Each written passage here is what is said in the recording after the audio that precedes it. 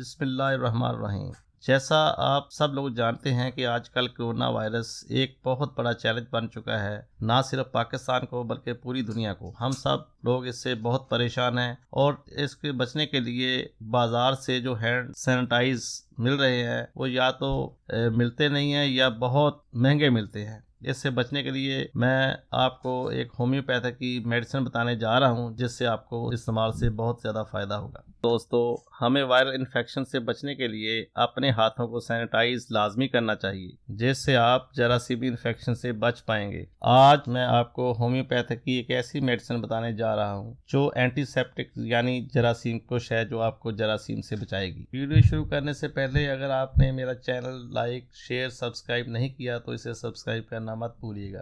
Calendula की homeopathic की best medicine है। इसके इस्तेमाल से आप जरासीम से महफूज रहेंगी। इसको इस्तेमाल इस तरह करना है कि आपने अपने हाथ पर 8 से 10 बूंद डालने हैं और उसको अच्छी तरह मल लेना है। ये तमाम जरासीम को ख़त्म कर देगी। अगर ये जिस्म पर भी लग जाए तो इसका कोई नुकसान नहीं है। ये हर होम्योपैथिक स्टोर पर आसानी से मिल जाएगी। हाँ, अगर आपके जिल्द पर कोई कट लग जाए, जख्म हो जाए या कोई इन्फेक्शन हो जाए तो ये उस इन्फेक्शन को जल्दी ख़त्म कर देती है और ज़ख्म को जल्दी हील अप कर देती है।